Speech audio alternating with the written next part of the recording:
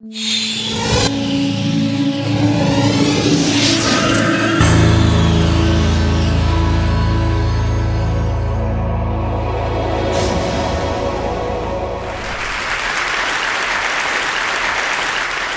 I wanted to start with the question, when was the last time you were called childish?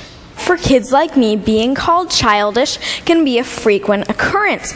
Every time we make irrational demands, exhibit irresponsible behavior, or display any other signs of being normal American citizens, we are called childish. Which really bothers me. After all, take a look at these events. Imperialism and colonization, world wars, George W. Bush. Ask yourself, who's responsible? Adults. Now, what have kids done? Well, Anne Frank touched millions with her powerful account of the Holocaust. Ruby Bridges helped to end segregation in the United States.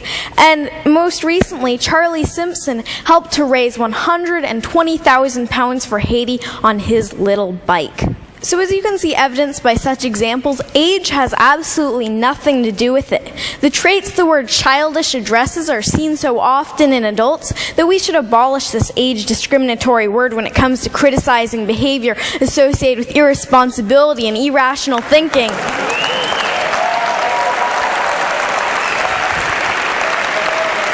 Thank you. Then again, who's to say that certain types of irrational thinking aren't exactly what the world needs? Maybe you've had grand plans before, but stopped yourself thinking, that's impossible, or that costs too much, or that won't benefit me. For better or worse, sweet kids aren't hampered as much when it comes to thinking about reasons why not to do things. Kids can be full of inspiring aspirations and hopeful thinking, like my wish that no one went hungry or that everything were free, kind of utopia. How many of you still dream like that and believe in the possibilities? Sometimes a knowledge of history and the past failures of utopian ideals can be a burden, because you know that if everything were free, then the food stocks would become depleted and scarce and lead to chaos. On the other hand, we kids still dream about perfection. And that's a good thing, because in order to make anything a reality, you have to dream about it first. In many ways, our audacity to imagine helps push the boundaries of possibility. For instance, the Museum of Glass in Tacoma, Washington, my home state, Yoo-hoo, Washington, has a program called Kids Design Glass, and kids draw their own ideas for glass art. Now, the resident artist said that they got some of their best ideas from the program because kids don't think about the limitations of how hard it can be to blow glass into certain shapes. They just think of good ideas.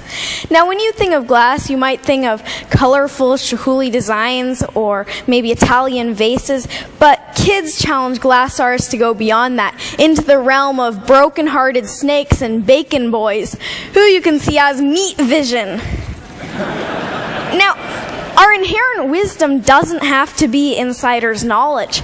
Kids already do a lot of learning from adults, and we have a lot to share. I think that adults should start learning from kids. Now, I do most of my speaking in front of an education crowd, teachers and students, and I like this analogy. It shouldn't just be a teacher at the head of the classroom telling students, do this, do that. The students should teach their teachers. Learning between grown-ups and kids should be reciprocal. The reality, unfortunately, is a little different, and it has a lot to do with trust, or a lack of it. Now, if you don't trust someone, you place restrictions on them, right? If I doubt my older sister's ability to pay back the 10% interest I established on her last loan, I'm going to withhold her ability to get more money from me until she pays it back. True story, by the way. Now, adults seem to have a prevalently restrictive attitude towards kids, from every don't do that, don't do this in the school handbook, to restrictions on school internet use. As history points out, regimes become oppressive when they're fearful about keeping control. And although adults may not be quite at the level of totalitarian regimes, kids have no or very little say in making the rules, when really the attitude should be reciprocal, meaning that the adult population should learn and take into account the wishes of the younger population.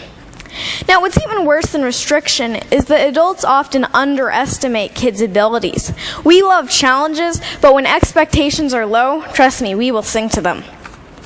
My own parents had anything but low expectations for me and my sister. Okay, so they didn't tell us to become doctors or lawyers or anything like that, but my dad did read to us about Aristotle and pioneer germ fighters when lots of other kids were hearing the wheels on the bus go round and round. Well, we heard that one too, but pioneer germ fighters totally rules. I love to write from the age of 4, and when I was 6, my mom bought me my own laptop equipped with Microsoft Word. Thank you, Bill Gates, and thank you, Mom. I wrote over 300 short stories on that little laptop, and I wanted to get published. Instead of just scoffing at this heresy that a kid wanted to get published or saying, wait until you're older, my parents were really supportive. Many publishers were not quite so encouraging. One large children's publisher ironically saying that they didn't work with children. Might want a children's publisher not work with children. I don't know, you're kind of alienating large client there. Now, one publisher, Action Publishing, was willing to take that leap and trust me and to listen to what I had to say. They published my first book, Flying Fingers, you see it here, and from there on, it's gone to speaking at hundreds of schools, keynoting to thousands of educators, and finally today, speaking to you. I appreciate your attention today because to show that you truly care, you listen. But there's a problem with this rosy picture of kids being so much better than adults. Kids grow up and become adults just like you. Or just like you? Really? The goal is not to turn kids into your kind of adult, but rather better adults than you have been, which may be a little challenging considering your guys' credentials. But the way progress happens is because new generations and new eras grow and develop and become better than the previous ones. It's the reason we're not in the dark ages anymore. No matter your position or place in life, it is imperative to create opportunities for children so that we can grow up to blow you away. Adults and fellow Tedsters, you need to listen and learn from kids, and trust us and expect more from us.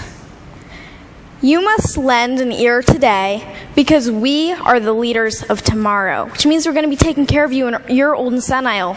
No, just kidding. Actually, no, really, we are going to be the next generation, the one who will bring this world forward. And in case you don't think that this really has meaning for you, remember that cloning is possible, and that involves going through childhood again, in which case you will want to be heard just like my generation. Now, the world needs opportunities for new leaders and new ideas. Kids need opportunities to lead and succeed. Are you ready to make the match? Because the world's problems shouldn't be the human family's heirloom. Thank you. Thank you. Thank you.